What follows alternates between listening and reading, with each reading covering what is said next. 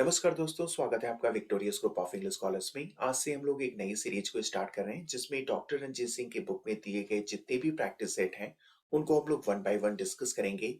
बहुत इंपॉर्टेंट ये सेशन होगा क्योंकि इसमें आपको बहुत सारे एडिशनल फैक्ट सीखने को मिलेगा। और इसके पहले मैं वीडियो को शुरू करूं, मेरा एक सजेशन है। अगर आप यूपी टीजीटी पीजीटी की तैयारी कर रहे हैं तो आप डॉक्टर रंजीत सिंह की बुक को जरूर परचेज कर लीजिए क्योंकि ये आपके प्रिपरेशन में बहुत इंपॉर्टेंट रोल प्ले करेगा। तो बिना देरी किए हुए शुरू करते हैं। देखो, पहला क्वेश्चन पूछा गया है, इंग्लिश लिटरेचर में फादर ऑफ पोएट्री किसको बोला गया है? तो फादर ऑफ पोएट्री बोला गया है जियोफ्री चाउसर को। जियोफ्री चाउसर का जो टाइम पीरियड है वो है 1340 से लेके 1400 तक। ठीक है, ये time period as of Chaucer बोला जाता है। और एज ऑफ चाउसर को चार चीजों के लिए जाना जाता है, वो आपको ध्यान में रखना है। जियोफ्री चाउसर को फादर ऑफ पोएट्री बोला जाता है, साथ में फादर ऑफ लैंग्वेज भी बोला जाता है। ठीक है, और इसके अलावा इनको फादर ऑफ लिटरेचर भी बोला जाता है और इनको मॉर्निंग स्टार ऑफ रेनेसेंस भी बोला जाता है। तो ये चार चीजों के लिए जाने जाते हैं जियोफ्री चाउसर, ये आप ध्यान रखना। इवन ये हीरोइक कपुलेट को भी पहली बार इंग्लैंड में इंट्रोड्यूस करते हैं। तो इन सारे फैक्ट्स को आप जानते रहना। जॉन गोवर और विलियम लैंगलैंड ये दोनों जियोफ्री चाउसर की ही कंटेम्परेरी होते हैं। और बियोल्फ जो होती है ना, वो पहली इंग्लिश एपिक होती है। ठीक है, इसको एंग्लो सैक्सन पीरियड में लिखा जाता है। वेरी वेरी इंपॉर्टेंट ये फैक्ट है, ये आप ध्यान रखना। होमर का इलियड एंड ओडिसी ये दोनों एपिक होती है, लेकिन ये ग्रीक राइटर के द्वारा लिखी गई है। लेकिन बियोल्फ जो है ये पहली इंग्लिश एपिक होती है। इसके राइटर और ये कब लिखी गई है ये दोनों बातें अननोन है। नेक्स्ट क्वेश्चन पूछा गया है, वॉर ऑफ रोजेस कब से कब तक लड़ी जाती है? तो वॉर ऑफ रोजेस लड़ा जाता है 1455 से लेके 1485 के बीच में। ठीक है, ये जो वॉर ऑफ रोजेस होती है इंग्लैंड में दो राजघरानों के बीच में लड़ी जाती है। पहला जो राजघराना होता है लैंकास्टर और दूसरा जो राजघराना होता है वो होता है यार्क। यहाँ पे जो रोजेस है ना, दो राजघरानों के लिए सिंबलाइज किया गया है, रेड रोज और व्हाइट रोज। रेड रोज बोला गया है लैंकास्टर के लिए और व्हाइट रोज बोला गया है यार्क के लिए। अल्टीमेटली होता क्या है, इसमें जो लैंकास्टर का किंग होता है हेनरी ट्यूडर, जो बाद में राजा बनता है तो हेनरी 7 के नाम से बनता है, वो क्या करता है, यार्क का जो किंग होता है रिचर्ड थर्ड उसकी हत्या करता है और राजा बन जाता है। ठीक है, तो ये युद्ध लगभग 30 साल तक चलता है इंग्लैंड में और इस युद्ध का नाम पड़ता है वॉर ऑफ रोजेस, 1455 से लेकर 1485। और 1485 एक चीज के लिए और जाना जाता है, वो भी मैं आपको याद दिला दूं। 1485 में पहली बार इंग्लैंड में रेनेसेंस पहुंचता है। उसके बाद पूछा गया जॉन वाइक्लिफ को क्या बोला जाता है? तो जॉन वाइक्लिफ को बोला जाता है मॉर्निंग स्टार ऑफ रिफॉर्मेशन। ठीक है, धर्म सुधार के क्षेत्र में पहली बार इंग्लैंड में कौन आता है? जॉन वाइक्लिफ आते हैं। रिफॉर्मेशन यहाँ पे धर्म में सुधार के लिए बोला गया है। हमें अच्छे से पता है इंग्लैंड जो है एक कैथोलिक रिलीजन को फॉलो करने वाला कंट्री है, लेकिन सबसे पहले जॉन वाइक्लिफ होते हैं जिन्होंने क्या किया था, बाइबल का ट्रांसलेशन इंग्लिश में किया था। ठीक है, तो इसीलिए जॉन वाइक्लिफ को क्या बोला जाता है, मॉर्निंग स्टार ऑफ रिफॉर्मेशन। चार नाम आपको याद करना है और वो चारों नाम मैं आपको जल्दी से याद दिला दे रहा हूँ। एक तो है जॉन वाइक्लिफ, इन्होंने ध्यान रखना 1382 में, ठीक है, इन्होंने बाइबल को इंग्लिश में ट्रांसलेट किया था। इसके पहले जो बाइबल होती थी वो लैटिन में होती थी, हेब्रू में होती थी, ग्रीक लैंग्वेज में होती थी। तो इंग्लिश पीपल को समझने के लिए काफी मुश्किल होता था। इसीलिए ये सारे जो राइटर्स होते हैं इन्होंने बाइबल को इंग्लिश में ट्रांसलेट किया। तो पहला नाम आप याद करेंगे जॉन वाइक्लिफ को, इन्होंने ट्रांसलेट किया था 1382 में। उसके बाद फिर नाम आता है मार्टिन लूथर। मार्टिन लूथर को तो आप भूल नहीं सकते हैं, ये लगभग 15, 16 और 17 में बड़े एक्टिव होते हैं इंग्लैंड में।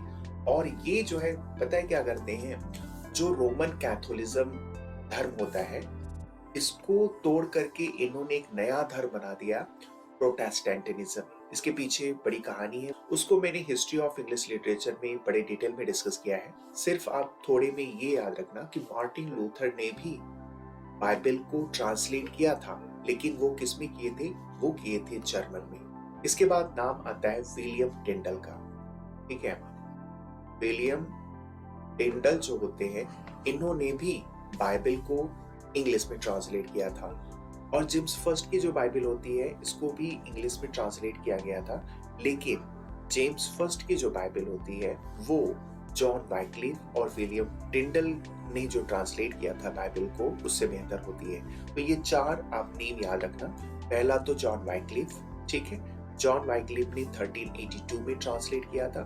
फिर आप याद रखेंगे मार्टिन लूथर, इन्होंने 1517 में जर्मन लैंग्वेज में बाइबल को ट्रांसलेट किया था।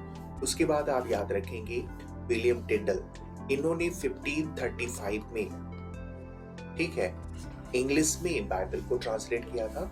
और अल्टीमेटली आप याद रखेंगे जेम्स फर्स्ट, ठीक है, किंग जेम्स फर्स्ट ने भी इंग्लिश में बाइबल को ट्रांसलेट करवाया था और ये करवाया था 1611 में। नेक्स्ट क्वेश्चन पूछा गया है, एडमंड स्पेंसर को द पोएट्स पोएट बोला गया है, लेकिन ये स्टेटमेंट बोला किसने है? तो ये बोला है चार्ल्स लैम्ब ने। ऑप्शन यहाँ पे बी करेक्ट हो जाएगा। चार्ल्स लैम्ब रोमांटिक एज से बिलोंग करते हैं और इनको प्रिंस एमंग द एसेइस्ट भी बोला जाता है, ठीक है। इसके अलावा मैथ्यू अर्नोल्ड और जॉन रस्किन, ये दोनों ऐसे राइटर हैं जो विक्टोरियन एज से बिलोंग करते हैं। और वॉल्टर पेटर को ध्यान रखना, इंग्लैंड में पहली बार एस्थेटिसिज्म को इंट्रोड्यूस करने के लिए जाना जाता है। पहली जो है किंग जेम्स फर्स्ट की ऑथराइज्ड वर्जन बाइबल कब आती है? तो अभी अभी हम लोगों ने डिस्कस किया था, किंग जेम्स फर्स्ट की जो बाइबल आती है वो आती है 1611 में आती है, यानी 17th सेंचुरी के बिगनिंग में आती है। नेक्स्ट क्वेश्चन है, पूछा गया है चार्ल्स सेकंड का रेस्टोरेशन कब होता है, यानी चार्ल्स सेकंड को राजा कब बनाया गया? तो बनाया गया है 1660 में। जब एज ऑफ इंटररेग्नम का एंड हो जाता है यानी 1660 में, तब चार्ल्स सेकंड को फ्रांस से बुलाकर इंग्लैंड का राजा बनाया जाता है और तब से रेस्टोरेशन एज की बिगिनिंग मानी जाती है। जैसे ही रेस्टोरेशन स्टार्ट हो जाता है यानी चार्ल्स सेकंड राजा बनता है, तो इंग्लैंड में जो थिएटर है उसको रीओपन कर दिया जाता है। तो एक प्रश्न पूछा जाता है कि बताइए इंग्लैंड में थिएटर को कब क्लोज किया गया था? तो ये किया गया था 1642 में। किसके इन्फ्लुएंस में? प्यूरिटन के इन्फ्लुएंस में।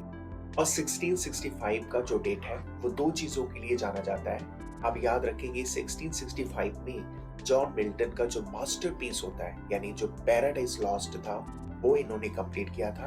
और 1665 में ब्लैक डेथ, जिसको ब्यूबोनिक प्लेग बोला जाता है, ये भी इंग्लैंड में अकर्ड होता है। तो ये दो चीजों के लिए 1665 जाना जाता है, इसलिए आप याद रखेंगे।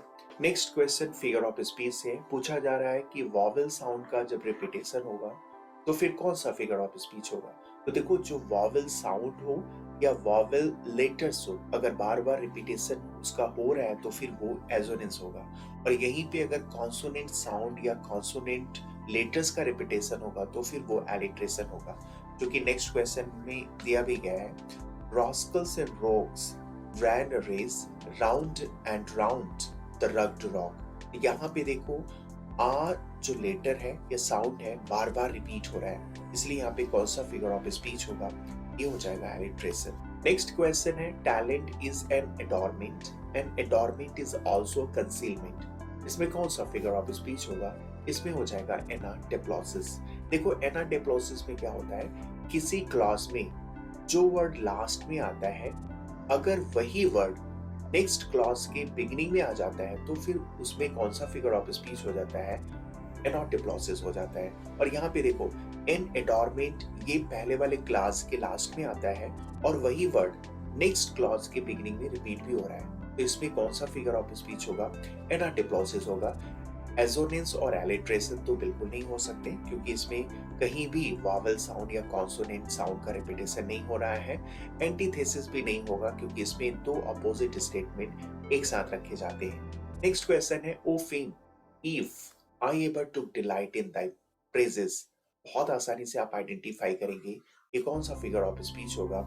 ये हो जाएगा एपोस्ट्रॉफी, क्योंकि एपोस्ट्रॉफी में किसी डेड को, किसी एब्सेंट को या किसी एब्स्ट्रैक्ट नाउन को एड्रेस किया जाता है। तो यहाँ पे देखो, एब्स्ट्रैक्ट नाउन को एड्रेस करके बोला गया है, फेम को यहाँ पे एड्रेस किया गया है, इसलिए यहाँ पे एपोस्ट्रॉफी हो जाएगा। नेक्स्ट क्वेश्चन है, to gossip is fall, to libel a crime, to slander a sin. इधर उधर की बात करना ये फॉल्ट है, ठीक है। और लाइबल का मतलब होता है किसी को लिख करके डिफेम करना, तो ये फिर क्राइम है। अगर आप किसी के प्रति कुछ गलत चीज लिख करके उसको डिफेम करने की कोशिश कर रहे हैं तो फिर ये क्राइम होगा, आपके अगेंस्ट एक्शन लिया जा सकता है। और स्लैंडर का मतलब होता है बोलकर। अगर आप झूठी किसी की निंदा करते हैं तो फिर ये सिन है, ये पाप है। तो यहाँ पे देखो फॉल्ट से स्टार्ट हुआ है और कहाँ पहुंच गया, सिन तक पहुंच गया। तो ये सिर किस में होगा, क्लाइमेक्स में होता है। क्लाइमेक्स में क्या होता है, इसमें पोएट जो लोअर इंटेंसिटी वाले वर्ड है उसको पहले रखता है और हायर इंटेंसिटी वाले वर्ड को वो बिल्कुल अंत में रखता है, जो कि यहाँ पे आपको दिख भी रहा है। नेक्स्ट क्वेश्चन है, is this the face that launched 1000 ships and burn the topless towers of Ilium? ये लाइन पीजीटी 2009 में पूछा गया है और इस लाइन को डॉक्टर फास्टस से लिया गया है, जिसको क्रिस्टोफर मार्लो ने लिखा है। और ये लाइन डॉक्टर फास्टस तब बोलता है जब मेफिस्टोफेलिस हेलेन को डॉक्टर फास्टस के डिमांड पर उसके सामने लाता है और डॉक्टर फास्टस हेलेन की ब्यूटी को देख के बिल्कुल मैस्मराइज्ड हो जाता है। फिर ये लाइन बोलता है कि क्या ये वही चेहरा है, यानी क्या ये वही हेलेन है जिनकी वजह से हजारों शिप युद्ध के लिए एक दूसरे के सामने आ जाते हैं और सिटी ऑफ ट्रॉय जल के राख हो जाता है। यहाँ पे चूंकि एग्जैजरेट किया गया है इसलिए इसमें कौन सा फिगर ऑफ स्पीच होगा, हाइपरबोली हो जाएगा। हर एक सेशन में हम लोग 10 से 20 क्वेश्चंस को कवर करेंगे ताकि वीडियो लंबी ना हो जाए। आगे के क्वेश्चंस हम लोग नेक्स्ट वीडियो में कवर करेंगे। आज के लिए बस इतना ही, धन्यवाद, थैंक यू।